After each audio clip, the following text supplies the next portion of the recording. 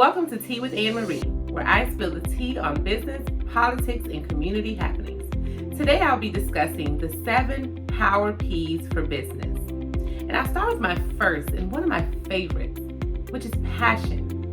When you're in business or when you're thinking of starting a business, what are you passionate about? What is it that you absolutely love to do? What is that thing that just burns with fire within you? What is the thing that if you had to, you would get up every day and do it for free? However, we're not advocating for that because we are in business. But it comes down to what is the thing that you're so passionate about that you can do it and turn it into a profit. For me, my passion is impact. And so I have an impact marketing and public relations and advertising firm. Everything I do is about community impact. How are we empowering communities, changing lives, and making an impact on individuals every day, whether it's about education, economic development, their health, and the environment, and many other impact issues. I get up every day because I know the work that I'm doing is making a positive impact on the lives of people in my community, and I love it. And so for me, that's what I'm passionate about. It ties into my personal mission statement of making an impact and our business mission statement. So as you're exploring your business, whether you have an existing business or you're starting a new business, what is it that you're passionate about? The next power P is purpose. For many of us, we spend a lifetime trying to find and figure out our purpose. But even in business, there has to be a purpose. So one of the first questions that you should ask yourself, whether you're starting a business or you can reevaluate as you go along the way in your business for my existing entrepreneurs and business owners, is your why. And sometimes our why changes over time as we go through different phases of life. But what is your why? Why are you in business? For me, there are 4 whys that I have. The first why is financial freedom. Financial freedom, building and controlling my financial journey. That was my first why. The second why was also building a quality of life for myself and my family. A great quality of life. Now, everybody's quality of life might be a little different. Some might like a little more luxury. Some might just like the simple life and the simple things in life. But whatever it is for you, is that a part of your why? Next is creating jobs and making a positive impact on a community.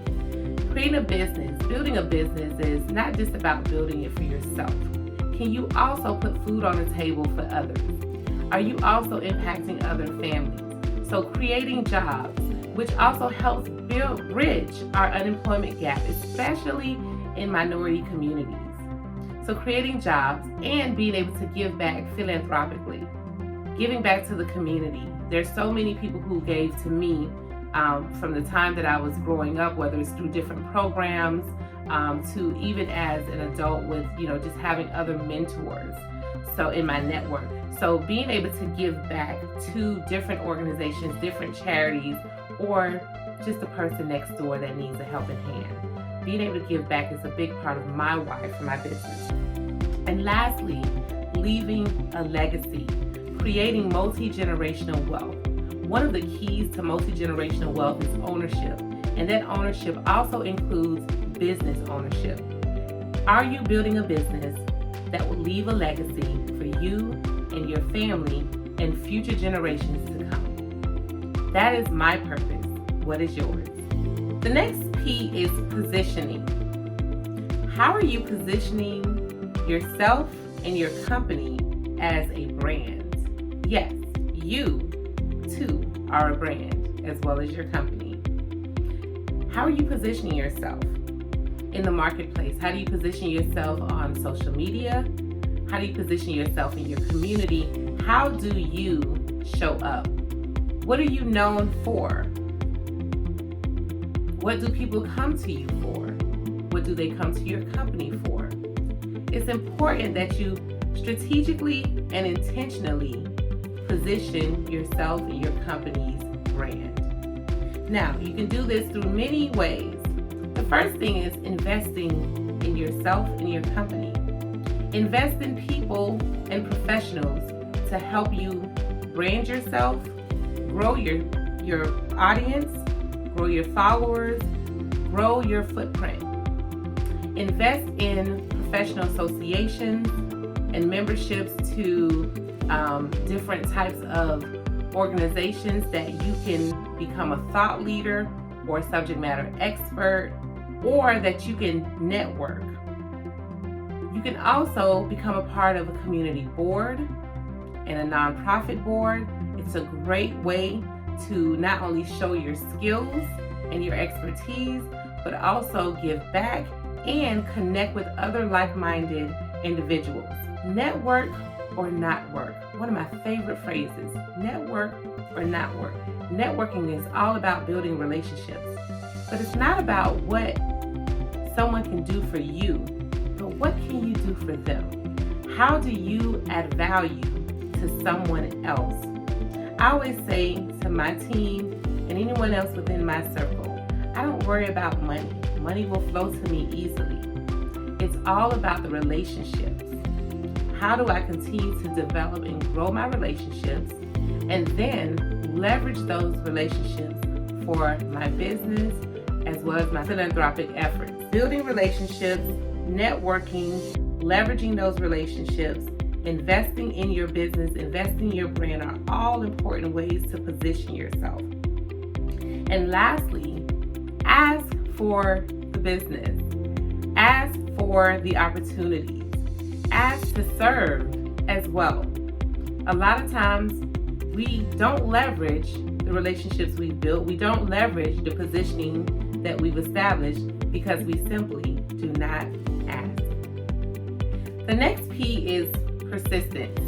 Now, some who know me would call me a bit relentless because I am very persistent in my pursuit of the things that I want, including my goals and my business goals.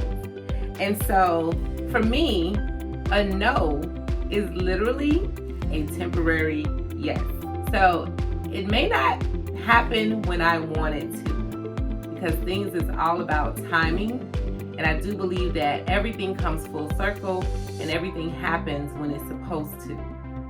But I do implore you to be persistent. Like they say, the squeaky wheel gets the oil. So you have to show up,